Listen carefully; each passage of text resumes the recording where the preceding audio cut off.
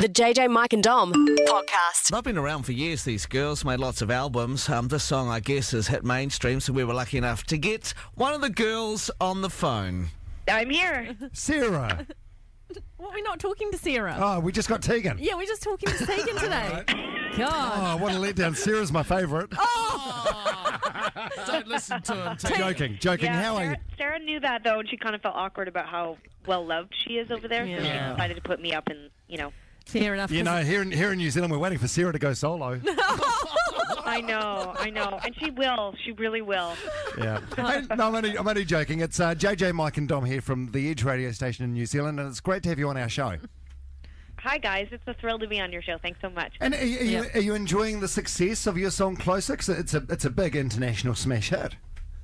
Yeah, so far it's done going great. really well. I mean, what's neat is that we've sort of released it in different markets at different times, so we're starting to see, it really build in America, but already in Canada it sort of hit the top of the charts, and we're going to start with a second single. So I'm really enjoying it because I think it's allowing each country to develop on its own and for people to discover the song on their own. So, and we're really thrilled that it's getting played on the radio in New Zealand.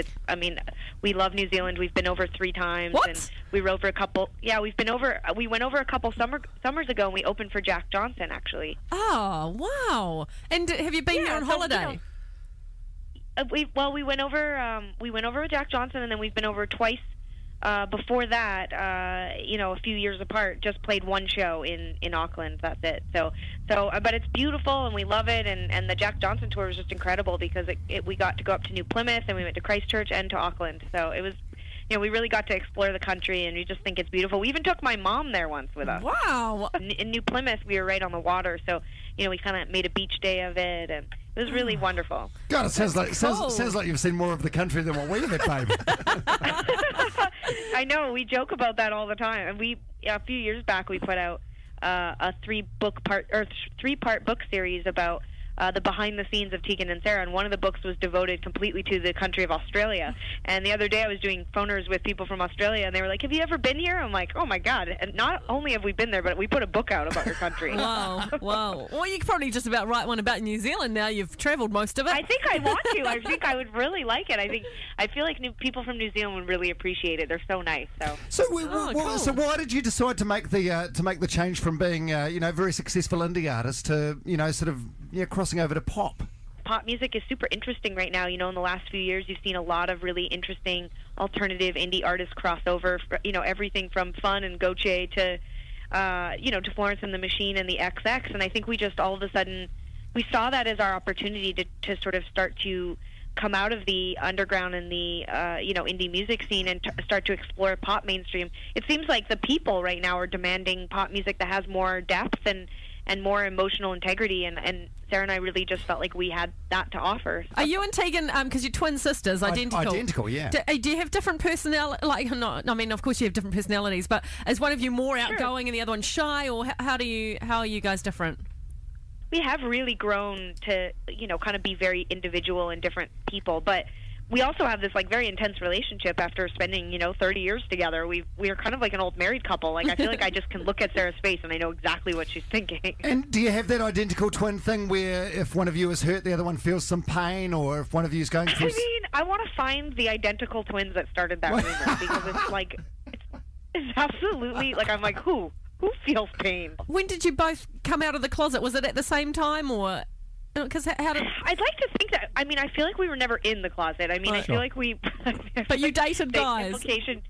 Yeah, when the implication with coming out of the closet is that there was a time where we weren't out. When we were 5 years old, we cut all of our hair off and refused to wear any dresses. So I feel like everybody sort of had an instinct that we were different. But we were also kind of girly in a lot of ways, too, and we did like boys. And so there was always confusion, I think, in our household because my mom said she, was always like, oh, well, maybe they're not into boys. But I think that when you're a kid, it has much more to do with gender than it does with sexuality. So when we were teenagers, we kind of became interested in both boys and girls, and we came from a really awesome, open-minded household, and we had a great group of friends, and so we were sort of free to do what we wanted, and it was in our late teens that we both sort of established that we were feeling like we were leaning more towards the queer end of things and started to date women openly. So right from the start of our career, we were really open about that because there wasn't a lot of people like role models in our age group to look up to, and so I feel like it's been a really awesome part of our journey and our musical journey to be, role models for other queer youth and people who are struggling with their identity and their sexuality. And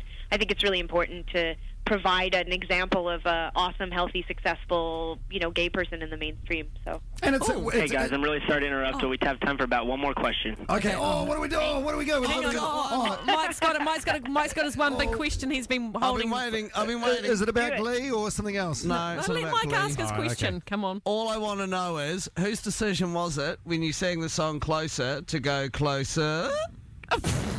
That was me. That was me.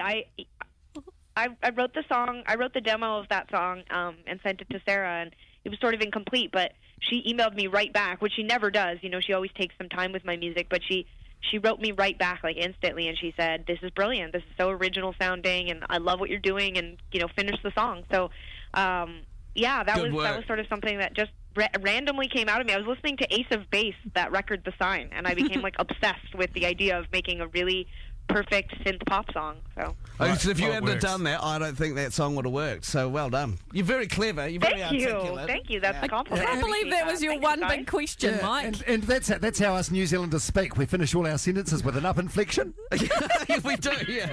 Thank you very much for joining us. And hey, listen, well done on your career. It's nice that you finally crossed over and gone mainstream. The Closer's doing big things here in New Zealand, and I can't wait to see it on Glee as well. You've made it when it's on Glee, right? I know. We're pretty excited. I got to say, we met Corey Monteith right before the show even aired, and I remember being like, "You seem like a nice guy. I hope your show is successful." And 2 weeks later, he was the biggest superstar on the planet. So we're pretty thrilled to be included, and it feels like a really exciting time for us, and we truly can't wait to get back to New Zealand. Thanks so much for supporting Closer. Thank you very much. That is Tegan from Tegan and Sarah with the song on the background, which is huge at the moment. It's got a nice vibe to it, isn't it?